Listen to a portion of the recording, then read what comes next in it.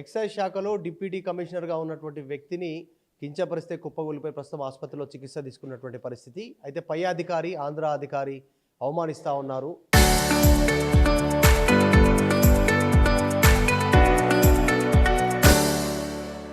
చాలా దారుణమైనటువంటి పదజాలను ఉపయోగించారు. ఆయన ఆసుపత్రి పాలైనటువంటి సిచ్యువేషన్. ప్రస్తుతం మాజీ మంత్రి ఎక్సైజ్ శాఖకు సంబంధించి తెలంగాణ నుంచి తెలంగాణ ఉద్యమకారుడు శ్రీనివాస్ గౌడ్ ఉన్నారు, మాట్లాడదాం. తెలంగాణ ఎక్సైజ్ శాఖలో ఎందుకు ఆంధ్ర వాళ్ళ పెత్తనం ఏమన్నారు? మీరు డైరెక్ట్ కలిసి ఆయన ఏం చెప్పారు? ఇప్పుడు జనరల్గా ఆంధ్ర తెలంగాణ వేరే బీహార్ అనకుండా గౌరవంగా ఉండి ఈక్వల్గా రెస్పెక్ట్ అనేది ఇస్తేనేమో అది అరైజ్ కాదు అట్లా అన్నది. ఇక్కడ ఏమైపోయిందంటే ఇక్కడ అధికారి రావడమే ఆంధ్ర నుంచి రావడమే ఎక్సైజ్ కమిషనర్గా ఉండడం, ఎక్సైజ్ కమిషనర్గా తీసుకొని అది అదే డిపార్ట్మెంట్ కావాలని పట్టుబట్టి కొంతమంది ఇప్పియడం, అంతవరకు బాగుంది, ఓకే. కానీ వచ్చిన తర్వాత పార్షాలిటీ లేకుండా పరిపాలిస్తే నో ప్రాబ్లం. ఒక డిప్యూటీ కమిషనర్ అధికారి అంటే ఆయన తర్వాత next cadre, senior most, sincere, honest ఒక అధికారిని పట్టుకొని విధవ అసందర్భంగా విధవ ఈడియట్ పిలిస్తే నువ్వు రాలేదు, ఏం చేస్తున్నావు, పండబెట్టి తొక్కుతా నీ అమ్మ అని అంటే ఆయన షాక్ అయిపోయాడు.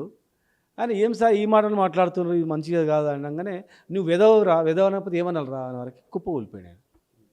నెక్స్ట్ అంత అసందర్భంగా అంత హార్ష్ లాంగ్వేజ్ యూజ్ చేయడానికి రీజన్ ఏంది? అంటే ఈయన అంటే ఆయన నేచరు అక్కడ ఆంధ్రాలో పనిచేసేటప్పుడు అదే ఉన్నదంట.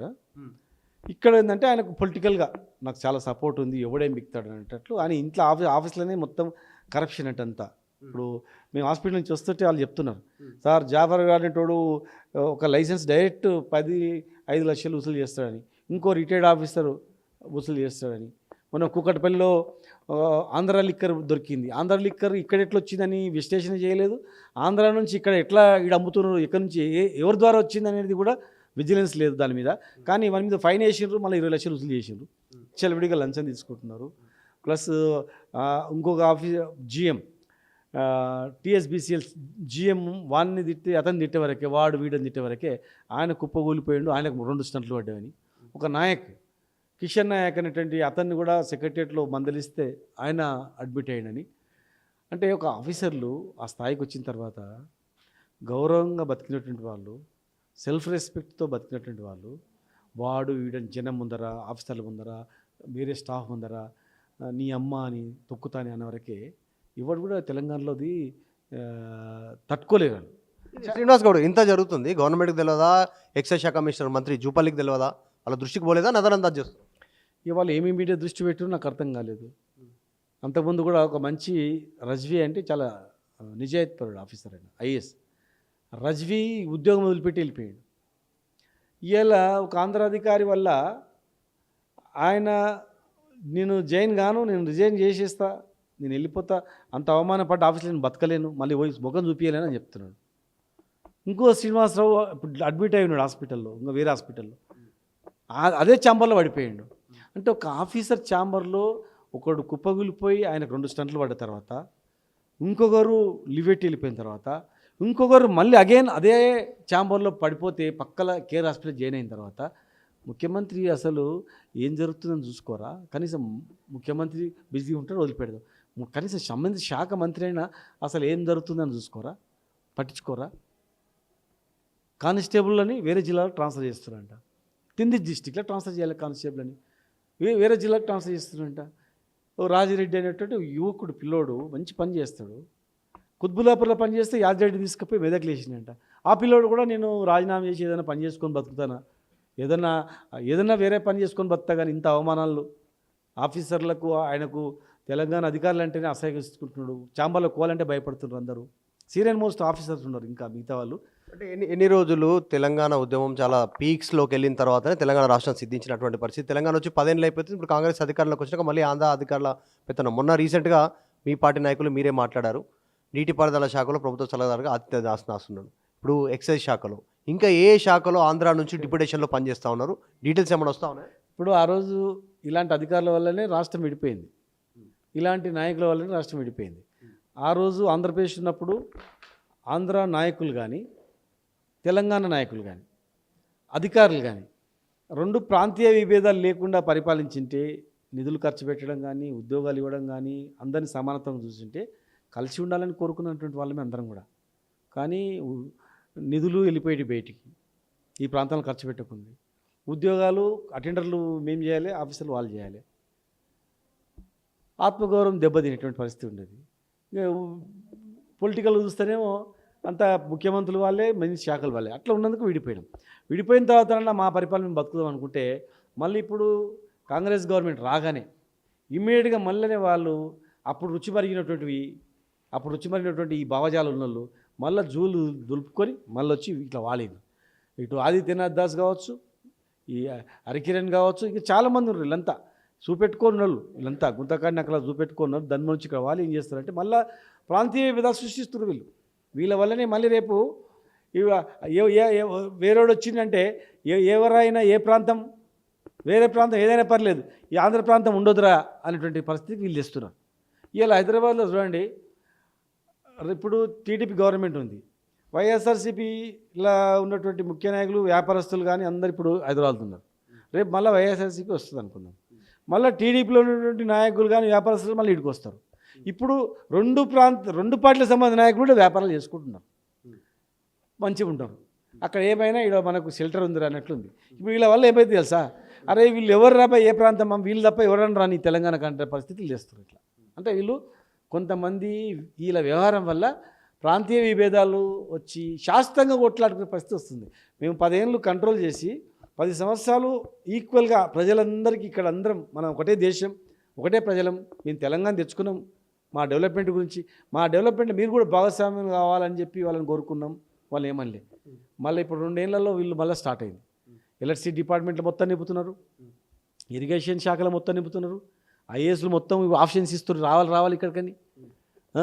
ఐపీఎస్లు కానీ 10% మంది మొత్తం ఏం చేస్తున్నారంటే మొత్తం ఇవే దందలు చేస్తున్నారు. ఎందుకోసం ఏముంది దీని వెనకాల ఎజెండా? ఎవరు సపోర్ట్? దీని వెనకాల అవినీతి రాజకీయ నాయకులు, అవినీతి అధికారులు 2 జాయింట్గా ఎవరి భాగాలు వాళ్ళు పంచుకొని భూముల పంపకాలు కావచ్చు, లిటిగేషన్ భూములు సాల్వ్ చేయడంలో కావచ్చు, కాంట్రాక్టులు కావచ్చు, ఇసుక కావచ్చు, మైనింగ్ కావచ్చు, వీళ్ళు అందరే జరుగుతారు. ఎవరు వాటర్ వాళ్ళకి ఇచ్చేటోళ్ళని పట్టుకొచ్చి వీళ్ళు వేసుకుంటారు. ఎక్సైజ్ ఉంది, ఇప్పుడు డిజిటలిస్ట్లో వసూలు చేయాలి, వైన్ షాప్లో వసూలు చేయాలి, సప్లైంగ్లో వసూలు చేయాలి, పర్సెంటేజ్ వసూలు చేయాలి, 1000 కోట్ల టర్న్ ఓవర్ రేట్. ఇవన్నీ కూడా ఎవడు ఉండాలి, వాళ్ళ మనుషులు అయి ఉండాలి. అట్లా వాళ్ళ వాళ్ళని తెచ్చుకొని దందా చేపిస్తారు అన్నమాట. ఎవరి మాటలు వంచేటోడు కావాలి.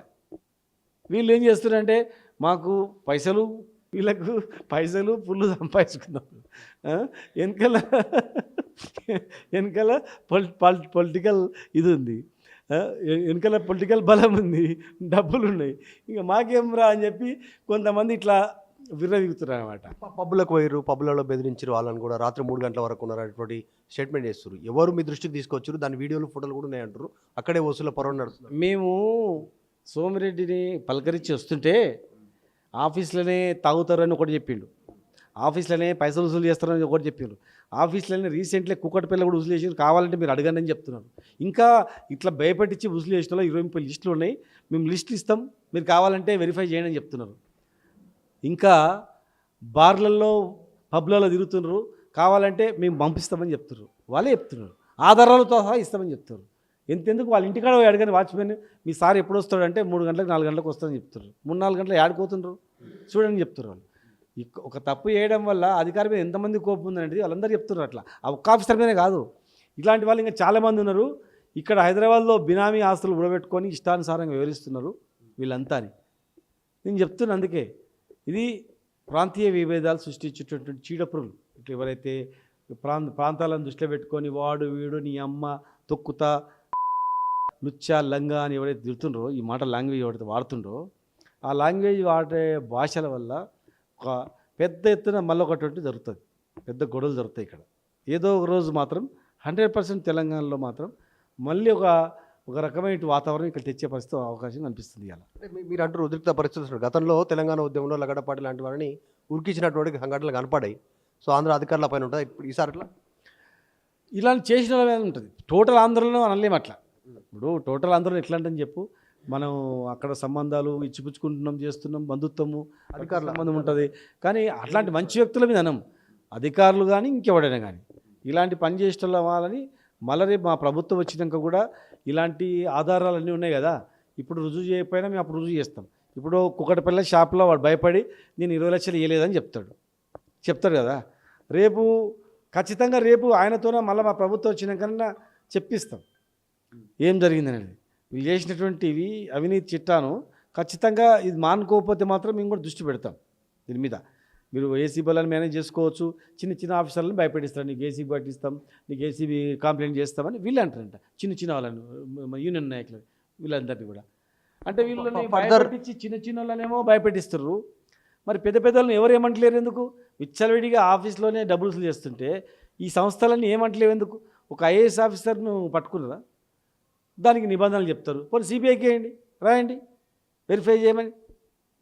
వాళ్ళని పెద్ద తిమింగళాలను వదిలిపెట్టి చిన్న చేపలను భయపెట్టించి ఎన్ని రోజులు బతికిస్తారు? ఫర్దర్ ఏం చేయబోతా ఉన్నారు? మీరు మాజీ ఎక్సైజ్ శాఖ మంత్రిగా పనిచేసారు, మీకు చాలామంది అధికారులతో సంబంధాలు ఉంటాయి, వాళ్ళ ఆవేదన గురించి మీరు డైరెక్ట్గా వచ్చి మాట్లాడుతున్నారు. నెక్స్ట్ ఫర్దర్ స్టెప్ ఏంటి బీఆర్? నేను ఎక్సైజ్ డిపార్ట్మెంట్ అంటే కూడా ఉద్యోగులు మేము చెప్పుకోలేని పరిస్థితి ఉన్నాం సార్ అని ఆంధ్రప్రదేశ్లో ఉన్నప్పుడు చెప్పేది. కానీ వాళ్ళ శక్తి, వాళ్ళ కష్టము, వాళ్ళు చేసేటువంటి అన్ని చూసినాం. వాళ్ళు ఇచ్చే రెవెన్యూ ఇవాళ 40,000 కోట్లకు వచ్చింది తెలంగాణ. ఇన్ని వేల కోట్ల ఆదాయం ఇచ్చేటువంటి డిపార్ట్మెంట్లో ఉన్న వాళ్ళని గౌరవించి సత్కరించాలా కానీ వాళ్ళని వాడు వీడు లుచ్చా లఫంగ్ అంటే మేము ఊరుకోము. వెంటనే ఆ అధికారిని తప్పించి ఏదో శాఖలు వేయాలి, హెచ్ఆర్డీలో ఎక్కడో వేయాలి, లేదంటే డిప్యుటేషన్ పొమ్మని చెప్పాలి. ఇంకా ఇలాంటి వాళ్ళు ఎవరెవరున్నారో వాళ్ళని ఏరి పారేయాలి అవసరం ఉంది. లేనట్లయితే ఖచ్చితంగా అదే డిపార్ట్మెంట్ నుంచి స్టార్ట్ చేస్తాం. ఈ ఉద్యోగాలు కేసులకు భయపడేటోళ్ళు అయితే మామూలు కాదు. ఆంధ్రప్రదేశ్లో ఉన్నప్పుడు కూడా యూనిఫామ్ వేసుకొని ఏదో ఎక్సైజ్ కానీ, ఫారెస్ట్ కానీ, ఫైర్ డిపార్ట్మెంట్ కానీ వీళ్ళందరూ కూడా మా ఇంట వచ్చారు. ఈవెన్ పోలీస్ డిపార్ట్మెంట్ కూడా స్టార్టింగ్లో మా ఇంట వచ్చింది 14F అంశం వచ్చినప్పుడు.